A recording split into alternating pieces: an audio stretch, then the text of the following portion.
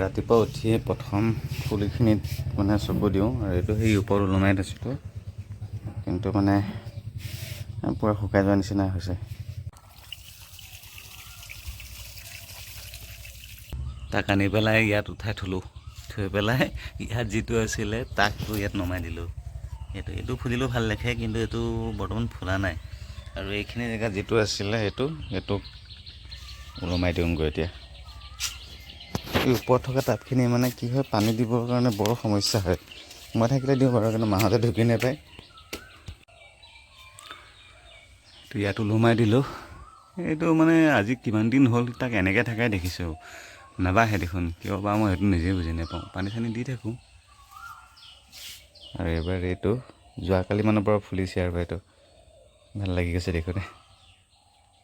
ইফালে ঘৰৰ কাম প্ৰায় শেষ হওঁ বুলি ভাবোঁতে শেষ নহয় এনেকুৱা নিচিনা, ইমান সমস্যা বা কোনফালে মাথা মাৰি মানে। এতিয়া বাথৰুমত এইখিনি কাম কৰা হৈ গ'ল, কিন্তু এটা এই বস্তুটো ইফালেদি পানী যাব, এইটো ইয়াতে এটা নেট এটা দিব লাগে, কিন্তু এতিয়া নেটটো সিহঁতে নিদিলে।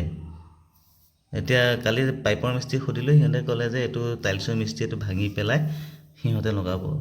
কিছুমান বস্তু ধৰি লওক ইমানো আইডিয়া নাই, বস্তুবোৰ লাহে লাহে কৰি যাওঁতে গম পোৱা যায়, গতিকে সময়মত তেনেকৈ কৰোঁতে। আৰু এইফালে এইটো এডজাষ্ট ফেনটো লগাব থাকিলে, সেইটো এতিয়া পাইপৰ মিস্ত্ৰী এইটো কাটি কৰি দিলে, তাৰপিছত কৈছে সিহঁতে নলগায় এডজাষ্ট ফেনটো।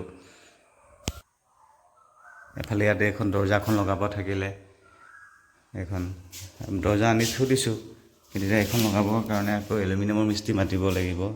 বিনিৰ এখন পচন্দ হোৱা নাছিলে প্ৰথমে, এতিয়া বাৰু মানিছে। তাইক ফুলাম মানে প্লাষ্টিকৰ লাগিছিলে।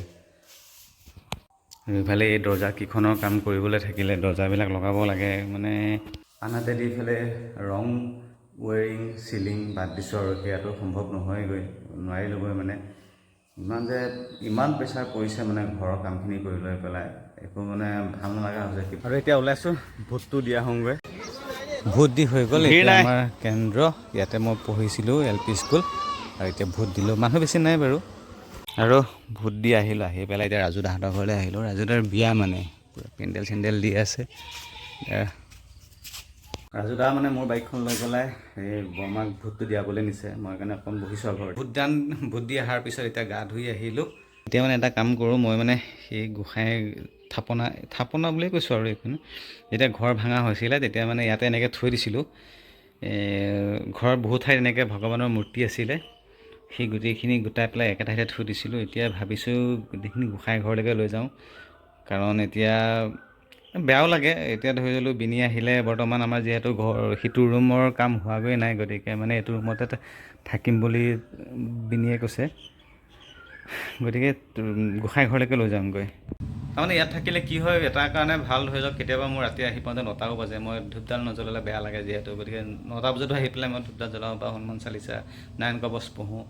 কিন্তু গোঁসাই ঘৰত সোমালে, ধৰি লওক 9টা বজাত গোঁসাই ঘৰত সোমালে ভাল নালাগিব। তাকে কি হয় নাজানো, সদ্যহতে এতিয়া লৈ যাওঁ, পিছত দেখা যাব। আৰু পাইপৰ মিস্ত্ৰী আহিছে, এখন লিষ্ট দি আছে কি কি বস্তু লগালে, কি কথা।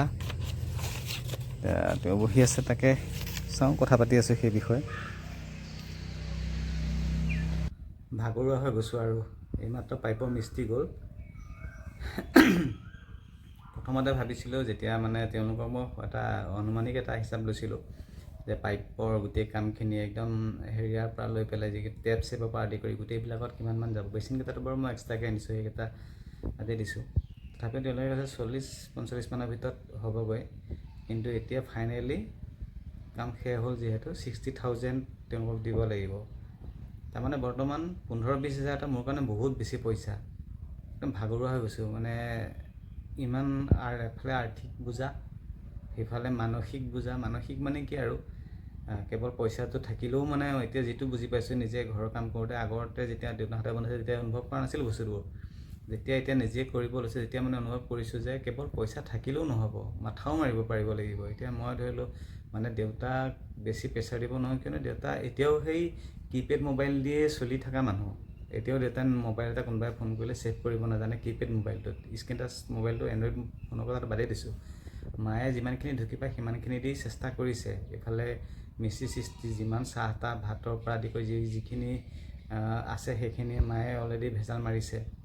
গতিকে তাৰপিছত বাকী যিমানখিনি আছে সেইখিনি ধৰি লওক মই সেই অফিচত ডিউটিত থাকিলেও ফোনেৰ জৰিয়তে এনেকুৱা হৈছে মই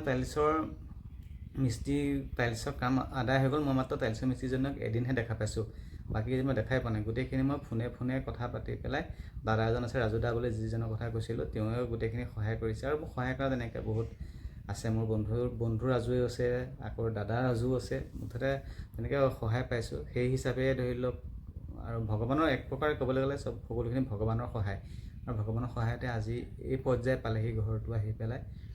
আৰু আৰ্থিক বোজাৰ কথানো কি ক'ম, মানে মই যিটো লোন লৈছোঁ সেই লোনটো আৰু মা দেউতাৰ সেই এটকা গোটোৱা কেইটামান পইচাৰ পৰা কেইটামান লৈছোঁ। বেয়াও লাগে, জানো মই মাহঁতে কিমান কষ্ট কৰি পেলাই মানে মোক ডাঙৰ কৰিছে, পঢ়াইছে গোটেইখিনি। কেতিয়াবা যদি জীৱনত সুবিধা পাওঁ, কেতিয়াবা কম, মানে জীৱনৰ ষ্ট্ৰাগল বহুত আছিলে। তাৰপিছতে বেয়াও লাগিছে যে সেই মাহঁতৰ ওচৰতো মই হাত পাতিব লগা হৈছে, আৰু সেইখিনি যেন তেন টানি টুনি এইখিনিলৈকে হৈ গ'ল। এতিয়া মই মানে ডাঙৰ সমস্যাত পৰিছোঁ যে চিলিং কেনেকৈ লগাম, ৰং কেনেকৈ কৰিম। ৰং বাদ দিছোঁ, মই পুটিন কটাটোতো মোৰ কাৰণে অকণমান সমস্যা, আৰু ইফালে ৱায়াৰিংটো আছে।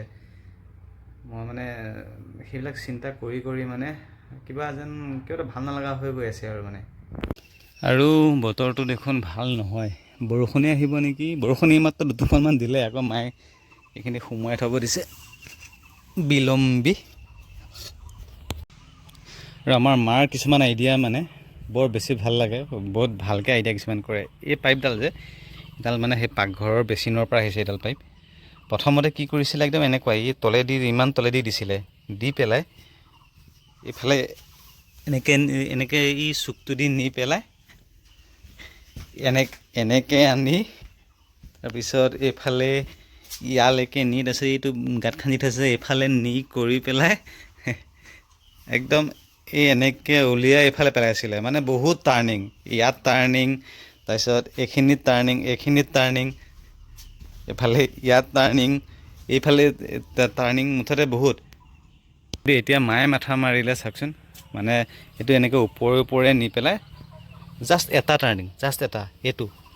আৰু বৰষুণটো অকণমানকৈ কিনকিনৰ দেখি চোতালখন জাষ্ট টিটুনিটুটুকৈ তিতিলে। মই বোলো অকণমান বেছিকৈ আহিব নেকি ডাঙৰকৈ, সেই বুলি ভাবি পেলাই ফুলৰ পুলিকেইটা উলিয়াই দিলোঁ। বৰষুণ নাইকিয়াই হ'ল দেখোন। আৰু এইটো তাৰ পিছদিনাখন কিশোৰৰ পৰা লৈ আহিছোঁ তাক, বোলো কিমান এনেই দেখি বেছি ল'ব, সি হ'লচেলকৈ আনিছিলে, তেতিয়া অলপমান কম লৈছে, একেলগে বহুত আনিছিলে।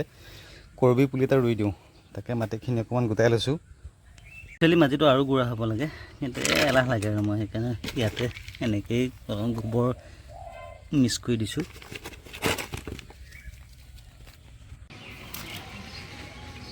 আৰু মোৰ কৰবী পুলি ৰোৱা হৈ গ'ল। একচুৱেলি এইটো ডালি মই কাটিহে দিলোঁ, ইয়াৰ পৰা কাটি পেলাই এক্সট্ৰাকৈ ৰুইছোঁ। হয়নে নহয় নাজানো, কিন্তু ডালিটো বহুত দীঘল হৈ যোৱাৰ কাৰণে কটাই দিলোঁ। এইটোও কাটি দিলোঁ, এইটোও কাটি দিলোঁ। ফুলটো বৰ ধুনীয়া, মানে গুলপীয়া কালাৰ কৰবী, বৰ মৰম লগা মানে। আৰু একেবাৰে ৰাতি এটা ক্লিপ দেখাইছোঁ, এই ৰাজুদাৰ লগত এইফালে বিয়া মাতি আছোঁ। ৰাজুদাৰ এইটো আমাৰ গাঁৱৰ নামঘৰ, চব ধুনীয়া পৰিৱেশ।